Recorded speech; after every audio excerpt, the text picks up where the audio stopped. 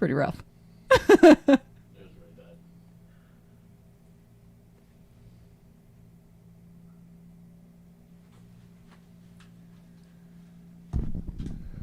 All right, we're live. As far as I know, hopefully you guys can hear us. Yeah, baby. Look at. We've got Georgie here as well. Hello. With JB. What's up, everybody? Myself. Check out this absurd CNN headline. I don't care what. News. I came here to talk about. I can't. Check this. Check this out. For you, if you drink these types of coffee, you could have a lower death risk. What? Is Taxa Street listed there? Who knows? What are they? What are you even talking about? You're really trying to convince people of what? What are you trying to convince people of with this headline? Like coffee makes you immortal? Immortal? Which types though? Did I wouldn't drink it then. Deeper into that? I'm not clicking any of this nonsense. But anyways, I just thought that was funny that they. These types. Now I want to know what types they are. Well, though. coffee has Right. been like just debated forever. Yeah. It's good, it's bad, then the next day it's good, then the next day it's bad. That's absurd. It's, It doesn't matter. Science is giving us so many answers, you know? Yeah. Sorry for the tangent, but I just thought it was really funny that I saw that on the way here. All right, so we wanted to dive back into semifinals programming specifically because what we've talked about a lot is we think that the games programming has been very good, and there's been absolutely no issue. We don't have any issues or qualms with the games programming. The issues that we have been with the semifinals specifically and the way that the Open went this year. Mm-hmm. So we can kind of talk about, and I want to give an example of what I think to be the best programmed regionals, year, and why each event played out the way that it did and why it was so effective as a test, and how we can take that format, like how we can take that format and plug it into 2022. Yep. And what that would look like. Yeah. Right. So you don't need to completely reinvent the wheel. You don't need just to. need I think that's all we're doing is sitting here like pointing into the past and saying, you guys did it really well back then. Let's go back to something like that. And then the question becomes, okay, what did we do really well? And how is it different from today? And then, okay, let's solve that problem. And then we can discuss from there. And then we just have to be able to compare the two open-mindedly and not, get stuck on any... not get hung up too bad, but we'll sit down and talk about this, but maybe first we talk about the Open this year. So the Open this year had 3 tests. Why? Why was it not 5? Well, last 2 years it's had 3 tests, right? Yes. This is the second year. It had 3 third. tests, and they added in the quarterfinals, which is the next phase after the Open. So they would take a large net of people and they would cast as 10%? 10%. Which is a lot. So they would grab 10% of the people in the Open, which are 3 events, and then they would move them on to the quarterfinals. And in the quarterfinals, we did 6, I believe, right? 5 tests. And then they took the top 120 in the North American region and divided them up into 4 semifinals. And then they would take the top 5 from the semifinals to go to the games. So at the semifinal level, that's the narrowest part of the funnel. Like if you think about it, like you're funneling people through into the games. The Open with their 3 tests takes a really big wide, hole and shoves everybody through there, and most people get through. Like I get through. JB made it through. I made it through. Yes, I made it through my age group. I made it through the regular group. I could have done both if you wanted. And they paid them $50 to do 2 separate weekends of 2 separate workouts. I did neither because I wasn't making it past 10% to the next round. And I get stopped by a lot of the weights or skills in the quarterfinals. And that's sort of a bone to pick I have with it, with the fact that 10% of people go from the Open to quarterfinals without being tested in a lot of different domains, modalities, and then all of a sudden you've got people that can't do a single muscle up because we watered down the Open a little too much. And we use a muscle up as an example because here at Krypton, we program muscle ups often, probably once a week, unless we're specifically working on them. But we test them at least once a week, and I expect people to be attempting to work towards a better pull up, towards a better being able to do a chest to bar pull up, and then towards being able to do something like a muscle up, because I think people having that capacity and ability is a good thing, and it carries over to a lot of other components of fitness as well. You know, not just making them more well-rounded to compete in CrossFit. That's not necessarily the goal. But when you go to the open, your goal is to either test yourself against your former self, like we've talked about in the past, or it's to compete in the CrossFit Games. So like there's two different reasons. Like you didn't go to the next level because your goal wasn't to compete in the semifinals or something like that. So you didn't move on to the next level. So your argument might be they should test muscle ups in the open to weed out all of the people that can't do muscle ups so that they don't even go on to the quarterfinal level. Like, so that you're getting because your goal to move on to the quarterfinal level really is to just compete in the games. Like if you go to the finals, Right.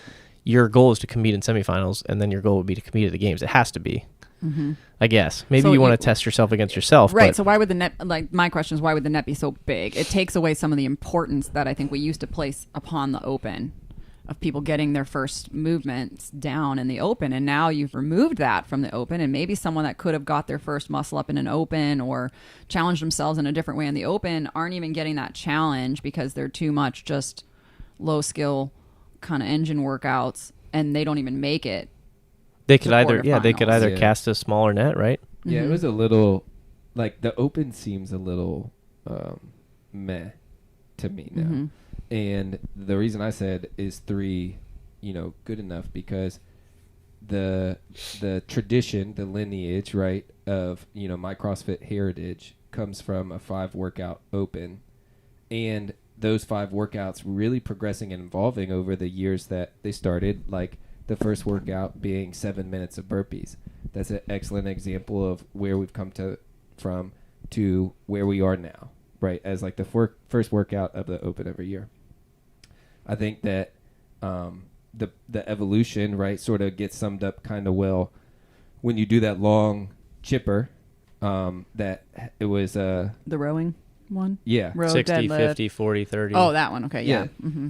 And you Culminating in muscle ups. yeah, it culminates in muscle ups, and it gets everyone to this place, almost everyone, right? Like, not to work in absolutes, but like it gets everyone to a place that they're probably either going to shine or progress or get to attempt to fail nobly at, in front of a crowd, like doing their very best at something they've never done before. Right. And then you get those stories and you get the footage and you get the excitement and you get the cheering. That is gone now. And I think my hypothesis is that it's gone now is because it's only 3 workouts. And those 3 workouts are good. How are you going to they're put not all this? It's not only 3 workouts. You're right for that, but it's 3 really basic workouts. Like 3 really general. Right. Like anybody that has any type of work capacity is going to move on to the next And I feel like phase. a 5 workout test, a 5 week test allows you to have your generic week 1, a moderate week 2, and then 3 really good weeks. Like weeks that you don't want to redo a workout. How many people did these workouts 3, 4, 5 times this year in the open? Maybe I'm wrong in that too, because it's like, well, 10,000 are going through anyway, so I'm not. Who cares? Who cares if I'm a games athlete and I got 1,000? I absolutely had that mentality. So, and that's made it its way that people are talking about on various podcasts of the winner of the open versus just athletes that are now, well, the open really doesn't matter. Like, I don't have to worry about redoing it for my placement because making 10% is like, you know what I mean? You could be. It's a joke. Yeah, they could take months off and walk into the open and make 10%. And for go some to people, that's the quarterfinals. case. Yeah. Right. So now the winner of the open, I feel like, isn't maybe the person that could have done the best of the open. It's just the person that decided that, I'm going to try and win the open. Yeah, I'm gonna really try to put everything I got into Right. each one of these weeks and make my day revolve around that workout. Like there's a 'Cause lot of sacrifices that go into it. I believe the guy that won the open didn't even make it to the games. I don't know quarterfinals. Who am I thinking about? I don't even know who it was. someone That doesn't really high. surprise me. That Yeah. doesn't surprise me either. Right. Like it. But they've talked about in previous years, there's a high correlation between your placing in the open and your placement at the games. So now we're going to a place where you can be in the top 10 or win the open and not even be at the games. I feel like that's a major shift in programming and a huge issue. Yeah, it is the test. Like, it is the issue. This is what we're getting to, and I think Yeah. this same idea is going to be why I believe and we were talking Or about this, it's the the metric. semifinals. Yeah, it's a You metric. should be able to see that. Yes, this is why the semifinals wasn't a good test. This is the same reason. Because you say 5 tests should be the right number of tests. Sure, you could say 5, you could say 6 or 7. Right. Some years it had 6 scored. It things. did, yeah. Couple It years, yeah. seems like Scored 6 is a events, good, like it seems like 6 does the job. 7, they've had 7. Like my favorite year had 7. Not my favorite year. We're talking What about, I you're talking thought. about semis. You're talking about open. No, I'm talking about Yeah. the Open too. The Open had 6, but the semifinals, the regionals had 7. Right. Some years 6, some years 7. That seemed to be, broad enough that they can cover all of their bases. And this is what I'm trying to get at. Yeah. What are the bases? Right. What are we trying to cover? What are we trying to do? Some years they started out the Open with double unders, Right. like with a skill. yeah. Some years they had muscle ups in the events, like that one event where they had a really simple movement with the muscle snatch at 75 pounds or power snatch and 3-bar muscle ups. Love that one. Yeah, but it was, I would love and then to it was, repeat that one. Yeah, but it was short, and the reps were so small Yeah. that if you had muscle ups, you could probably work your way Right. through 3 singles and stay somewhat moving. But if you had the ability to do 3 muscle ups unbroken and Yeah. they were fairly easy for you, you could It's a crush game- that event like it was a game changer. You could go through 10 A rounds. huge separator. It was a separator. And this is what we're lacking today. We lack movements that separate people. We lack skill to Yeah. separate people. So the highest skilled workout in the open was the last one, which included progressions from your pull-ups, chest to bar muscle ups. Arguably the stuff that I'm best at was taken away from me in a workout. It wasn't the part that you could actually separate from. That was a thruster workout at the end of that for me anyway. Like Yeah. I Oh, couldn't yeah. people that I can crush reps and rounds of pull-ups and bar muscle ups were doing singles, and because of just the squatting and then just their cycle speed on the thrusters, which I felt like continued, maybe not in quarterfinals, but like into some of these semifinals events, which the skills aren't high enough. Now events were won on cycle speed. Jackie 2.0 or whatever. That wasn't about the row.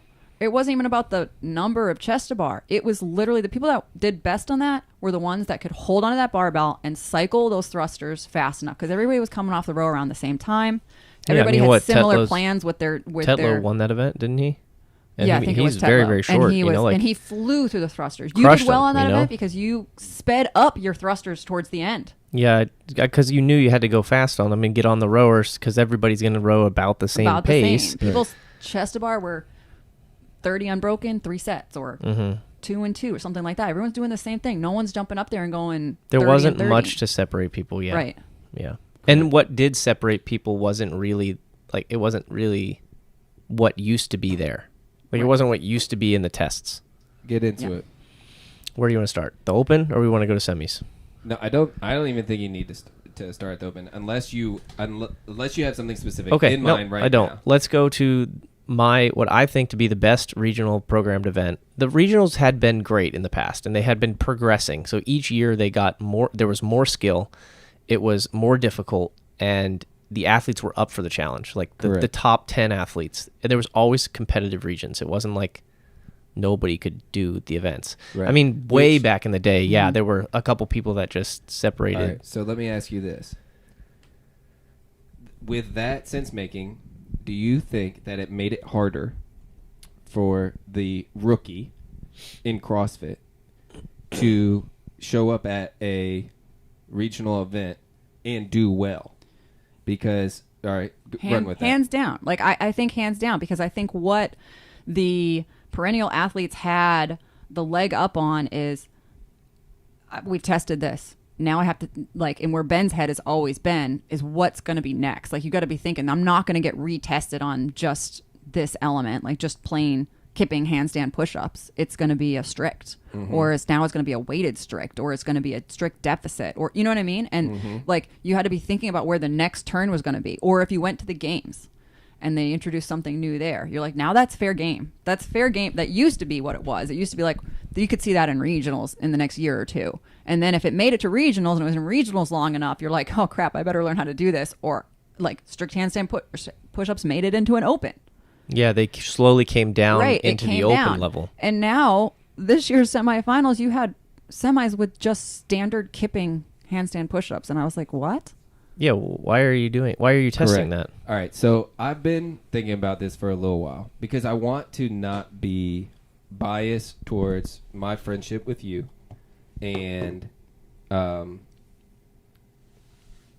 so I've been trying to come up with an accurate critique of, like, you know what, Ben, I think that you need to do better, be better, make it. And I've really, really, really been like, all right, you're putting yourself out there. He's putting himself out there. We have guests on the podcast. We are projecting this to the world. But the thing is, I know how good you are at this. And it seems like, and for instance, am I clouding my judgment on whether or not I think you are a legit competitor at the CrossFit Games this year by saying the test was bad and that the wrong people are going to the games? I don't want to take away from those people, and I don't want to poo-poo on the people that wrote the test. However, it seems like it hasn't progressed in the manner in which it needs to progress for the perennial athlete to make it. And that used to be the thing that took out the perennial athletes, was the test got a little too hard or a little too heavy. Josh Bridges has to miss the games one year because he can't do the squat, snatch, or because overhead. he can't snatch heavy enough. Yeah. Redemption comes the next year, Mm-hmm. this year, and he hits it. And it's like one of the most exciting moments. Yeah. Like in you can the tell that sports story, history. and there's a story I mean, there. that's Yeah. a full-blown story. And it's like, but for instance, this is one of the things, I got to the gym yesterday, and I was like, you know what? Take that 2013, 2014 sprint legless rope climb test, make it the same run, but then make it a pegboard. Yeah. I just tweeted that. Because that's the thing. Yeah. Did you read that tweet, or did you just make that up? No, I made that up yesterday. Yeah. That's a good one. Like, that's what the test has progressed to, that, not to it's not the same test anymore. And it wasn't even the same test because they didn't move pylons. They shortened the run. They shortened the run. It wasn't the same test. Right. It didn't end up really being the same test. But no, I like exactly what you're see what I'm saying. saying? Pegboards have been in the games twice, 3 times now. Yeah, it was time for them to step into the semifinal. Right. Correct. exactly. It was time for it to come down into the semifinals. And nothing's... And I'm waiting it's for not swimming happening. to do this, and it Right. finally did it this year in 2 regions, Only, right? Yes. Yeah, only 2 2, regions? but it happened. And And they should do it more often because Correct. the field, because what you do when you take that and move it down to a level Yes. into Yeah. the semifinals is Yes. that you make the field do that, get better Right. at that Right. It thing. makes a Nick Andre have to swim. Yeah, Like, for real, though. right. Like, but yeah, you shouldn't be able to go to the games if you can't. No. At some level. no, not Just the way you shouldn't be yes. able to bypass being able to do a certain volume of muscle ups and then have to get it at the games, which is sort of, I feel like, what's happening right now. We're kind of moving backwards. We little are. bit. We're That's why. That's regressing. why we're pointing this out. Right. Right. So, and this is why I'm trying to be critical, and I'm trying to be unbiased. And then at the same time, it's like, is this a reset? Like, are we gonna reset back to easy for another 10 years of people or something? Like, And again, I don't think it's easy. It's not easy. easy. You know, like the events are hard events. It's just there's different things that separate different people. all right. Like, okay, someone commented there on the Jackie workout was, didn't I say last week that it was all about the row? Maybe I did. Maybe, yeah. You know, and because we were talking about the machines and how they were, you know, there was a bias of the machines, and I thought it was more about the row. But after doing the event, I thought more people would go unbroken on the thrusters. Mm-hmm. And if you go unbroken on the thrusters, you know, it's kind of more about the row than it is about anything else. But it seemed to come down to the thrusters because the second set of thrusters, a lot of people, and the chest to bars, people fell apart on the chest to bars. And I'm like, that's 60 chest to bars. Like, that's not that big of a deal. It shouldn't catch that many people, and I feel like it really caught people. Yeah, crushing. That and the final set of 50 GHDs caught a lot of people, which was surprising. I Things think like that. Like a little bit of the difference, though, is like what people don't. I don't know if people are aware of this when they do their own machine workouts, and I'm only aware of it because you coach that way. Is, hey, if you're rowing for 500s or 1000s and you've got this stuff to do after, and you just change your pace a little bit slower than where you can hang out so that you can come off that rower and move. Ready like I to feel go. like if there's maybe just a few mistakes, like pushing that pace just a little bit and coming off 10 seconds ahead of somebody on this particular workout wasn't going to give you a huge leg up. And then that maybe was their downfall their heart, like they Yeah. just spiked a little too much. You had to know, you had to be smart as an athlete and know where you needed to apply the pressure at the right point in the workout. And normally when you program events, each workout has that. You know, like each programmed event in this regional that I'm going to talk about here had that point where you're like, you needed to push here. And if you didn't push here, you lost the event. Or you weren't capable of pushing here, you lost the event. Right. You know, and so each event has that, and you just have to know yourself as an athlete. And that was just a little trick that you get from some experience, I guess. But yeah, he was probably right. Maybe I did say that last week, but it changes. I mean, it still was the bulk of the time spent on that workout was on the rower, but guys were just pretty much around. The guys that won were because they did the thrusters unbroken and fast. Yeah. Yeah. And to be critical of the stream, you don't know if anybody made up any time on the rower. You have no idea. 0%.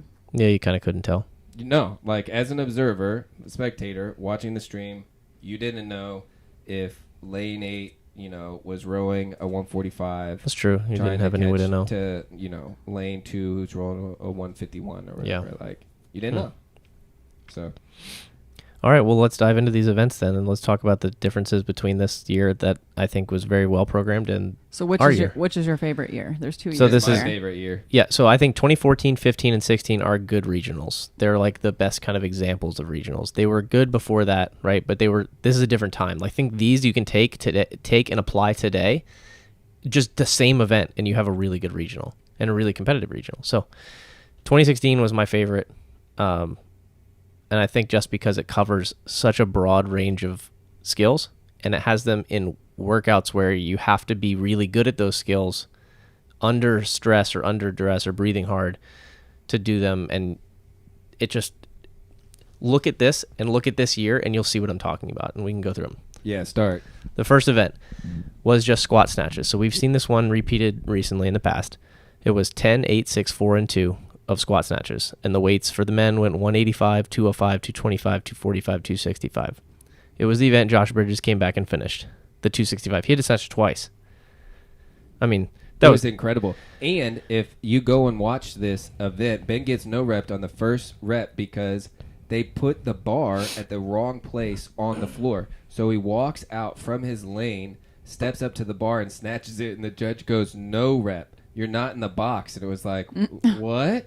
Yeah, like what? At this one? Yeah. At this Yeah. one, I don't remember that. I remember losing it, but it didn't matter because you still won the event.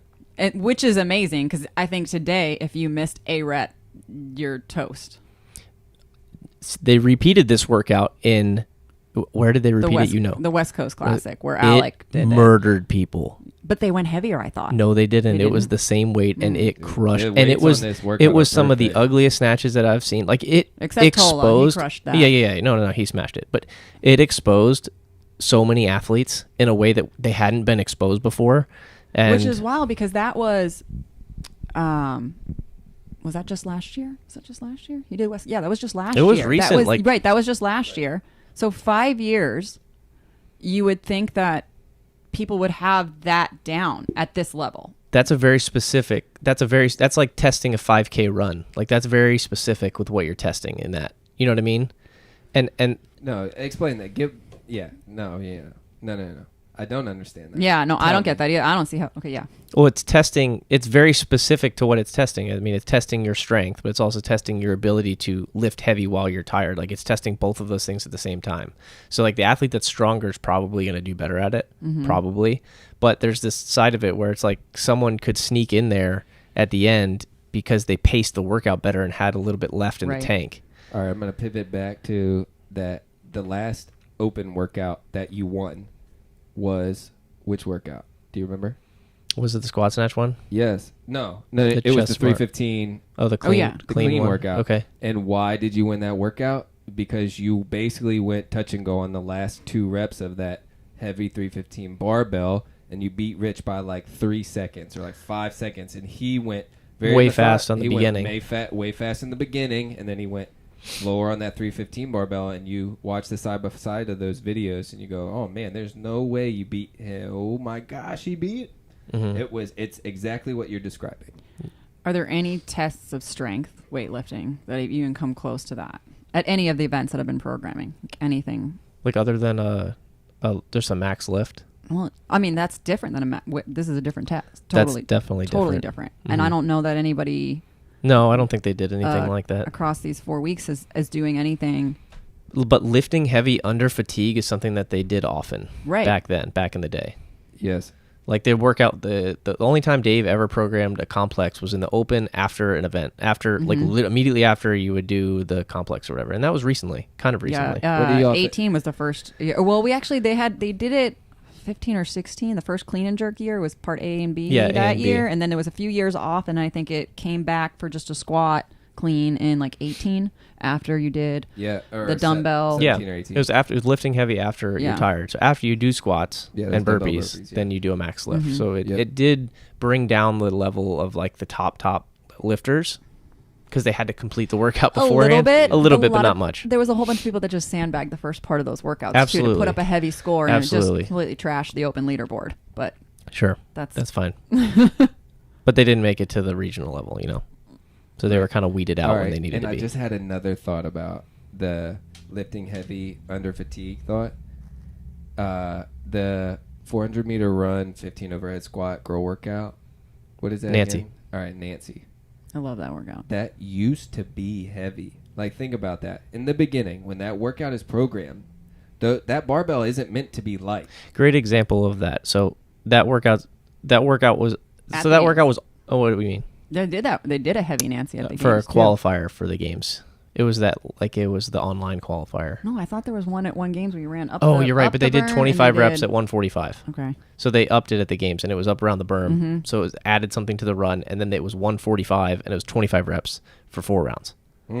So it was. Oh, I remember that Terrible. one. That was that was my favorite workout when I started. Like one of my favorite workouts when I started CrossFit. I did it all the time just because I liked it. The weight was light. Great test. 95 pounds was light. All right, so I'm asking, is this objective or subjective? Because the average person that comes in, this is what I mean, the person that comes into the gym that hasn't been doing CrossFit at all, that goes through the intro and builds up capacity over 6 months and then tests that workout, they're probably not going unbroken. Like that barbell is going to be put down. Maybe for some people, yeah. It depends on who you are, but obviously it's relative. Yes, but it sets like a benchmark to go for. But I would tell athletes that you should probably pick a weight that you could go unbroken on your first set. If you pick a weight that you can't go unbroken, it's probably too heavy on your first set. Right, and that's my point. This workout does that. I can do the set of 10. I can do the set of 8. I'm being punished by the set of 6. And I have to have the set of 4. I have to have really, really good technique under fatigue at the level of the 4 and the 2. Correct. Like really good technique. Yeah, and I have to know myself when I'm this tired that I can hit the lift because I have to have practiced it. It becomes a skill. It starts out as an engine workout with the 10, 8, 6, and then it becomes completely skill based and strength based with the 4 and the 2. Yeah, it's really interesting. Like I thought it was a great event. I thought it was a really good event, but we don't see anything like that in these semifinals. The closest thing would probably be that one I just was talking to you about today at Far East in the Asia one, where they start with 200 double unders and then a 100-foot handstand walk, and then they go into a 5, 4, 3, 2, 1 squat or snatch. Doesn't say it has to be squat, but it's snatch, and it goes up to 265 as well. That's a cool event to watch. So, hopefully, it progresses down the field, and you can see it progress and go, and I think that'd be fun to watch. Yeah. Event 2 is Regional Nate. So, dude, F this workout, and I talk about it all the time. 10 rounds. I hate this workout. 10 rounds. 10 rounds. 4 strict muscle ups. That right there is a lot. Like, athletes aren't prepared for that. Muscle ups have been added, and it's like almost like CrossFit got afraid after Dave made the blunder of those like handstand ring muscle up conundrum. 10 rounds, 4 strict muscle ups, 7 strict handstand push ups, 12 kettlebell snatches with a 70. That workout came up and I was like, oh boy, I haven't done kettlebell snatches in a while. Yeah. And I have to do 120 of them, like that's a lot of volume. And that kettlebell snatch provides like that aerobic background throughout the 4 strict muscle ups, 7 strict handstand push-ups. Because all the athletes that are competitive can fly through the first 3-4 sets, let's say. All right. And then it really catches you. And again, it goes from a capacity workout to a skill workout. Because then it's taxing your grip and your forearm, which Yep. you would like to use in your strict muscle ups because you need to hold a false grip. Yeah. If you want to be efficient and get through them, because once you start breaking up those muscle ups, you really are going to fall back to the pack. And then you have 7 strict handstand push-ups, which is a number that's like, if you're fresh, it's easy. Yeah. Like easy. But then if you're after 4 strict muscle ups, it becomes harder. And then after 6 or 8 rounds, it's like those 7 are going to be 3 or 4 sets. So what was the time cap on that? Time cap was 20 minutes. So that's a long workout. And 2 minutes a round. Think about it like that. That's you not... make that workout, you're doing 70 strict handstand push-ups. 40... We didn't even have a volume of that with kipping in some of these regionals, like 50 kipping or 18 deficit kipping. 24 deficit, right? 24 deficit kipping. Like, this changes the athlete that can get far into this workout is totally different than one that can make it through with 24. They have a different level of capacity with skill. All right. Is there another added into that for the rest of the weekend? Like that many? Does that? So here's true. True. That should tax you for a little bit for the next day too. Like, absolutely. You're working on, especially this whole day one Friday. You're doing these. You're overhead you're working your a grip lot here. Oh and yeah. You're working your grip here, and you're overhead, and it's a hard day one. Like that's a tough day one. You're pretty tired after that. Like especially after that 10-round workout, and it's like you have the strength athlete bias on event 1, and then you have the smaller guy gymnastics bias on event 2. But it's not really that. The 12 kettlebell snatches evens it out perfectly because that hurts if you're a lighter dude. Yeah. You know. Yeah, you get a smaller range of motion, but it's hard. Like you got to move that 70 pounds. Like you got it benefits you to have some weight there, but then it really hurts you to have weight for the 4 and the 7. And this is a really good test, and this isn't a dig at Noah. I like Noah Olson a lot. He was dominating this workout through 6 rounds. Went out so fast. Dominating. Like, I was so impressed.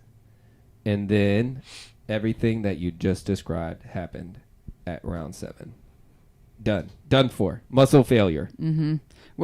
On those strict movements, when you hit that. Yeah. And you got to, again, you have to know yourself as an athlete, and you know where your threshold is, and you know how to push the pace and where to push it and when. And I don't know that a lot of athletes even think about that. No. That's how They don't have to think about it. They don't have to anymore. You're right. And that was a little bit of my point. This of forced athletes to be smart. I want to be critical of you, of like, of it wherever I can be. However, none of this is happening now. Like, being smart through events doesn't exist anymore. No, it was you have to go out as hard as you can and hold on as long as you can. It's like right, correct. Which should be tested in an event. Coming to event 3. Here we go. Ready. Event 3. Coming to it. 104 wall ball shots. 52 pull-ups for time. Yep. There it is. Let's just go. That's the exact point. You're like, hey, let's even this skill out with, all right, you just got to go. And you got to be able to hang on, and you got to push it to the absolute limit. Okay, 104 wall balls. Everybody can do unbroken, but in a competition setting with the target slightly off, different, a little higher maybe, judging, you get every rep counted. It's like it matters. You get 6 or 8 no reps. And he made you go to 4 targets. And you had to, and you had to move. You had to go target to target. I think it was 26 wall balls at each target. Yeah, 26 something wall slightly balls at different, each right? Where there was, and where so you had you knew where the race was, and then you got to the pull-ups, and I was like, hold on. I remember once again Nate Bramlett smashed that workout because he does pull-ups faster than anybody in the world. Go watch, man. I'm telling you. Yeah, this is a good regional to watch. 2016. It was wild. So was there anything? So I actually I don't think I've thought or looked at like the grand scheme of things. I see a workout, I see an event, and I'm like scope locked on that event. And now that we're just talking about this, I see how we did all of this stuff that's taxing. You're pulling here and like the grip, and then now you're just going to hang on that bar, and you need to hang on that bar. Mm-hmm. And there's a volume component too. Yeah. Was there anything this year? I think he got 7th or 8th in this workout and went unbroken. Yeah. Right. That's what today is. That's what all 6 events were today. Yes. You know what I mean? That's what they all are. And I'm like, no. You can test that once, maybe twice, but that's it. You can't do 6 events like that. And that was my biggest problem with the programming this year. And nothing going from day 1 to day 2, going from Friday to Saturday. Was there any particular body part from Friday that you're like, oh man, I if I have to do this tomorrow, that's going to be a problem. Oh, I remember my traps were wrecked from those kettlebell snatches, like doing and having to press up in the handstand and the strict muscle up. Like my shoulders and my traps were wrecked. Okay, coming into the next day having to do wall balls. From this programming, from the current state of programming, does anything get you for the next day? No. So I think that's something that these newer events and programmers maybe aren't thinking about. I know Dave did think about that. Mm-hmm. I read his little book. Yeah, absolutely. His little book, his program behind the games or constructing the games, and there was like kind of a newfound respect for the amount of work he put into planning these and looking at them and coming back day to day and looking at day 1 to day 2 and going, I don't like that there anymore, and moving it. And it was like a whole picture that he was putting together, not just looking at an event going, oh, we haven't tested this movement, but I've tested this one and it does the same thing. And like, I think people are missing that, or they're missing the whole, like just the entire test and how to put it all together. Right. And then people, honestly, people that are listening, they don't need to pay attention to that. They shouldn't need to pay attention to that. They should be able to just watch the sport, and the people that are running the sport know what they're doing. Correct. And they know how to test this, and the people that are watching should trust them. Mm-hmm. Nobody trusts whoever's doing these events anymore. I mean, that's a problem. Like, that becomes a big problem. Now you have everybody from every corner of the internet chirping at these people and chirping at CrossFit. Right. That you got all these problems. It's like, how are they going to solve it? Like they're hard, they're difficult problems to solve, and they've shot themselves in the foot by doing this. It's not like, you know what I mean? Like, it's not, I don't know. But anyways, they should be able to trust that the person doing the programming knows what they're talking about, and we need to get back to that sort of structure, and find somebody that can do that. And honestly, I think Boz can do it. And he's going to program a great games this year. I really do think that. Is he programming the games? Yeah, I think so. And I think he's going to do a great job. I haven't looked. But that's not what we're talking about. Again, our problem is not with the games. The games has been, the last games that Dave programmed was the best games yet. Go back and look at the program. It was the best yet, hands down, without a question, right? Dave thought so too. It was the best. Yes. That hasn't been a problem, but the semifinals this year, they changed it up. They changed it up last year. I think they're maybe testing it out, but giving them feedback here. Let's go back to semifinals that are across the board. They're the same. CrossFit programs them, and they need to have thought about the events before they release them. 100%. Event 4.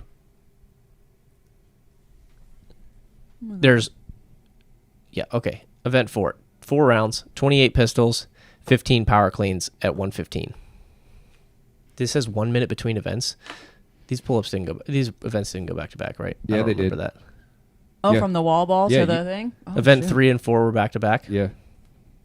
I didn't remember either. that. I mean, it was a while ago, so. And that changes that. It makes me like it even more. Yes. Okay. Event 4, 4 rounds, 28 pistols, 15 power cleans, 115. You don't remember finishing the first one and then walking back down? Wow, no, I don't. But that changes it. I mean, that changes it so much. Then they took event 3 and did the whole thing where you have to just go and hang on, and then gave you a 1 minute rest and then put you into that. Yeah, that'd be challenging. That'd be really challenging. Yeah. And I remember it being really challenging. Like, it was, if you blew yourself up too bad on event 3, then you couldn't do event 4. So you did have to be smart in that sense there. Another workout where you had to know yourself. Right, but it was just hold back possibly. Even though you were going unbroken, I don't know. You know what I mean? Like, it really tested your ability to recover quickly and get into another event, which is something that they always did in the past. They always tested your ability to recover in a minute or two or something, very short amount of time, and then go into something again and get tested on it, like back-to-back events. Right. I forgot about that. But the pistol and the power clean is a brutal combination. Like, think about how smoked your legs are going to be going into power cleans, and pulling from the floor after doing pistols is one of the hardest things to do. Or like squat into a pull. It's really difficult. It's a really good combination. Going below parallel and then just muscling through the power cleans. Yeah. You got to hang on for bigger sets. It's 4 rounds. It's not 2 rounds. Like, there's still volume in there and capacity and a little bit of skill as to being able to breathe through your pistols and recover through those enough so that you can get through your 15 power cleans in 2 sets or something like that. Yeah.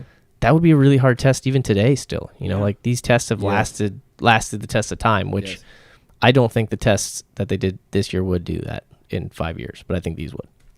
Like, I think these will be hard. Like, you could just take this and copy and paste it every year and just have the athletes do this test for your semifinals. And you probably get a better feel going to the games than you get with the test that we have now. Agreed. And then event 3 and 4 back to back. Event 5, 3 rounds, 400-meter run on the true form runner. 40 GHD sit-ups, 7 deadlifts at 405. For the women is 275. The only time you saw a deadlift that heavy was at the Torium Pro, and it was 10 reps at the end of after the row. It was 1,000-meter row, 100 dubs, 100 double unders, 10 deadlifts. This was 3 rounds of that after a run GHD deadlift. This was the year that Chandler Smith sold out to try to 100%. Yeah, that was great. That was a great watching you and him go. I remember this event, and I said the goal would be to spend as little time off the runner as possible. So I didn't run as hard as I could have. I actually held myself back on the run and tried to get through the GHDs and the deadlifts as fast as I possibly could and run back to the machine. And this was a very similar event to like some of the ones that you might see today where you're transitioning quickly. But the deadlift bar with the 405 and the 40 GHDs is enough to like really break people down over the course of the workout. It's so hard. And it punishes you if you go out too hard. Yes. So it's like, again, same thing. We're kind of talking about similar things. It punishes you if you go out too fast.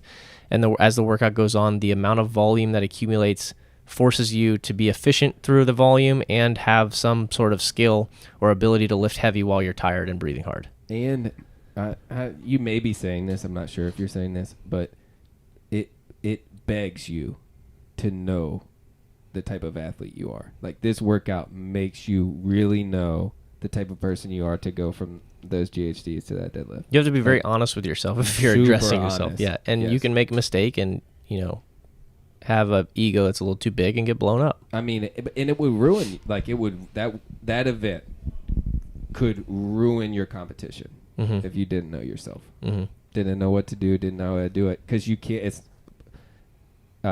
you're not going to just press the gas and go. Yeah, and don't tell me these aren't good races either, because people are making the argument that they're doing stuff to make better races. They were all these are all great races. Yeah. Like, these are all some of the most fun events to watch. And you get behind it because you they're doing. It's just right. People can get behind it because what they're doing is it's great. Like, it looks good. It's attractive to watch. Like flashy, I guess. All right, before jumping to the final day, I just want the world to hear your 2 cents on the GHD standards and what people are arguing right now. Adrian Conway came out with it and said, it makes it easier where if you put your butt in front of it. I say, who cares? Let people sit where they want to sit and just get the work done. Touch the ground, touch the pads, and move. If someone's more comfortable one way or another, does it really matter? Should we be focusing on that little thing amongst the grand scheme of things that really need to be, I say, corrected or steered in the right direction? You know I mean, they can just, honestly, what they could do is they could just set the GHDs at one point and say, do them. And they could do that. Or they could just say, who cares? Just touch the floor, touch the pad. They could probably, either one of those, I think, is probably a good answer. I agree with, I think that is a silly argument. Like, a silly... if you're saying, because it's so easily fixed. In the competition setting, it's ridiculously easy to fix. How so? What do you mean? Just if you first just do what Ben just said, let someone choose. You need to touch A and you need to touch B, and you travel between the two. And that's what they did. And then some out there argue that changes the range of motion, or it speeds it up. It makes it easy, and these athletes are skirting what the movement should be. And I'm like. Yeah, so does squatting to parallel rather than squatting all the way to the floor. It's like... I don't know if that's really the same thing. It's not the same thing, but I'm thinking that there's ways that people have advantages over other people with certain events. It's too nuanced. It's like saying you need to keep your arms up when you toss your wall ball so that your efficiency doesn't benefit you more than the other person. It should be very clear, touch the floor, touch the pad. Yeah. I don't care how you do it. It's like lifting a sandbag. Get the sandbag over your shoulder. Right. And it's a complete rep. It's not, or load a sandbag to a level. Whatever. It's and very I'm not easy to disagreeing judge. with him saying that somebody could have an advantage on it. But at that point, it's like, if this is like a real thing, then maybe you need to figure out your fastest way to do GHD sit-ups that is touch A and touch B. Yeah, Like, and at you can your have a point, different that's technique. and you can have a different technique. Yeah. Like that's No, I agree. I think that's where I just stand. silly. I just was. But if I'm having somebody That's do them good. in the gym, I'm like, Yeah. hey, you should probably have your butt off the pad a little bit so that Right. we use our hip flexors and our quads Right. and our core stays stable when we go down and we don't There you hyperextend go. our back to I- break our spine. You know, it's not- Personally, I sit on top of the mat. No, I don't sit like my butt's way off it. I don't sit on the back. I don't sit in the front. I'm right on top. But it's just personal preference. Just I total don't personal think preference. one may be faster for some people than another, but I just don't think you can blanket statement say this is easier Correct. across the board. Agreed. It's athlete based. So 100%. All right, I have 9 minutes until I have okay, to coach. Sunday. Sunday's events. Event 6, 1,000 meter bike. I believe it was on the assault bike. 1,000 meter bike on the assault bike. 100-foot handstand walk. 10 overhead squats at 225. 500 meter row. 50 burpees. 5 overhead squats at 225. Punished people. Yeah, the overhead squats again. While you're Dominated. lifting you're lifting a moderately heavy weight, because when you're fresh, that overhead squat's not that heavy for athletes that are competing there. But when you're so tired after a 100-foot handstand walk, going into 10 overhead squats, and then doing 50 burpees, trying to snatch the bar and do 5 Right. overhead squats to finish your event Yes. on the finish, like he wanted a good finish at that one, right? Yeah. But there's work capacity in it with the burpee and the row and the bike and the handstand walk. Like there's skill, there's capacity, and there's ability to lift heavy weight under fatigue all into one event. Yep. It looks good, just so that people need to understand the events have to look good. Yeah. There's 1,110 and then 555. Yes. There's a reason why he picked the numbers. Correct. It's the word elegant. I Yeah. tweeted about it. Glassman talks about the word elegant all the time. It looks good on paper. It looks simple. It's easy, but it's really, really difficult when you do it at a competition pace. Yes. But like this hurt people. The overhead squats were really hard for people after doing all of that capacity and skill work. I don't know what else to say about that one. Time cap 16 minutes. It's sort of similar to the last event at Laura's semifinals, where it ended with the heavy overhead squat. Like that was the point, right? To get to that bar and for it to actually test you. Like those were supposed to And test it did. you. And I thought that Yeah. test was a good test. It did. You know? It was a good test. Mhm. Like not my favorite, Yeah. by any means, but it was a good test. It was an A, for sure. Mm-hmm. Event 6, thought it was a good test. Yep. And then event 7, they finish. They always do this. They finish with something fast, short, moderate skill. 21 thrusters. It was 21, 15, 9 thrusters at 95 pounds. 3, 2, 1 legless rope climbs for time. Super fast, super quick. You had to run. You had to move your bar as you went down the field. Then you had to run back to the rope. So the rope got further. So there was really a shuttle run involved as well, which people, you can overlook that, but that's a big part of the workout in the event. This was fast enough that it was fun to watch, but it was skilled enough that you had to pace yourself the correct way to get through the workout without failing a rope climb. Because if you fail a rope climb, you're done. Done for. But you had to go fast enough, so you had to ride that line, and that was all. So it was just for the athletes that had the ability to do the skill under a certain duress or capacity. Yeah. They were able to get through that unbroken and quickly, and then they finished top 5 or whatever it was. Yep. Nowadays, I think people would fly through that, and that event specifically would need to be adjusted. Oh yeah, that is no longer. But outside of that, I don't think any of the other ones need to be adjusted. I think that one would need to be modified and make maybe another right. legless or 115 on thrusters. Well, this is my critique of the all right, Ben, here's my critique. You won this event this year. I think a lot of the guys in the field at your semifinals this year beat you in this event now. For what reason, though? Is it because they're better at CrossFit than you? Or is it because that's no longer an adequate test in 2022? Well, yeah, I think that's the answer. That's Because the he answer just said that I that think. one needs to progress. Right. That's the answer that I think. I think that's the answer that you think. I think it's the answer that you think. But there's a lot of talking heads that are like, I don't know. Maybe it's not, maybe you should hang your hat up or something like. You don't get it. You don't see what I see. You're not actually visually taking place in witnessing the fact that these tests are just I don't know how to describe it. I think we're playing a different sport. We're playing a different sport. Okay. I think today is a different sport than what we played played in 2016. Very nice. This was a completely different sport. Which goes back to how do you chose this for the week for your favorite, saying we could use this as a template, or we could this is how you could just copy and paste. Test should be taken advantage of.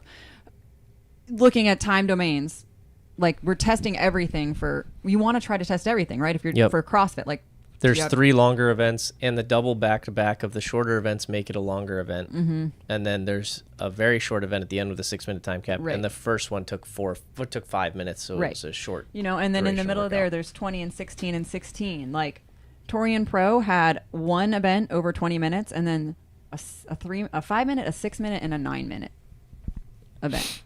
So some of these are missing.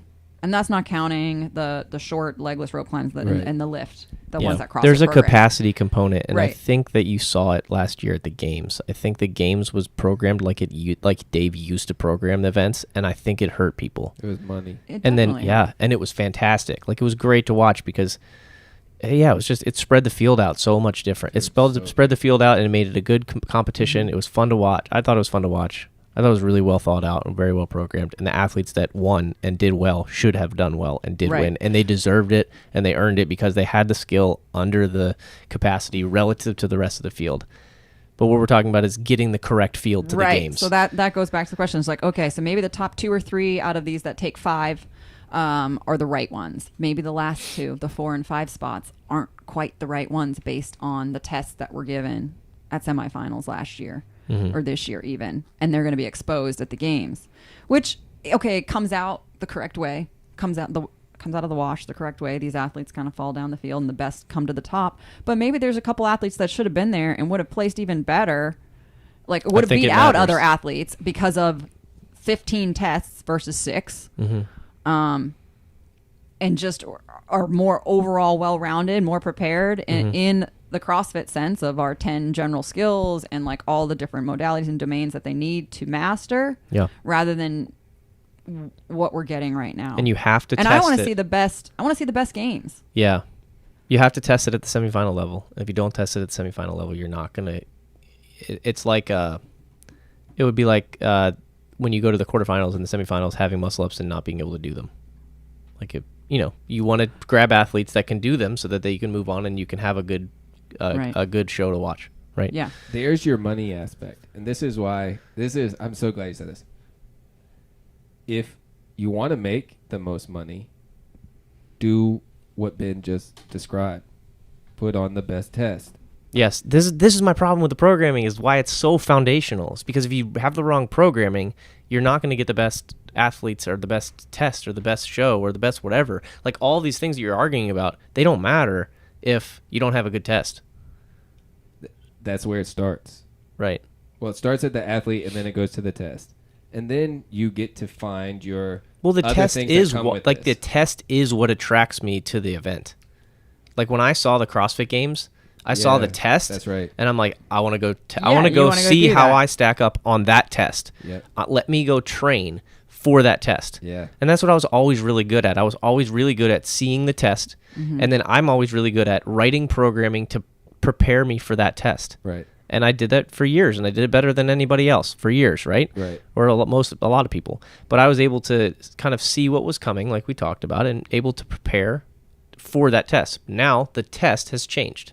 So I'm going to talk to everybody. Only the test to go from the test to the games has changed. Yeah, right. the jump between. But I can't even get to the games now Exactly. to test what I really want to test anymore. Right. So I have to change what I do to try to get to that point again. So I would have to go back to in the which drawing you can. board. I know you got a coach, but in which you can. I know when you were. I watched you being so excited while Laura was competing last year, going, "I wish I was doing this right now." Yeah. And I don't have a doubt, and maybe some people are going to say, "Okay, well, you're biased," but I don't. People. Yeah, I don't have a people. doubt that had you made that jump to the games, you would have done very well at that games. But we failed in correctly filtering the athletes to the games. Yeah, I mean that's pure speculation. So I don't. It is pure I don't speculation, know, but right? I know that that's what I hands trained down say for. there are a whole bunch of people that were there from regions that I was like, you can't even do that, or you can barely swim, or you can, just a whole bunch of stuff that. So I think the test needs to evolve in the lead up to the games. That's what we're talking about. Maybe that's where we can end, and we can pick up next time with, if we have questions, leave questions in the comments, and we can pick up again and continue the conversation. But I have to go, Coach. Perfect. All right. Thanks, guys.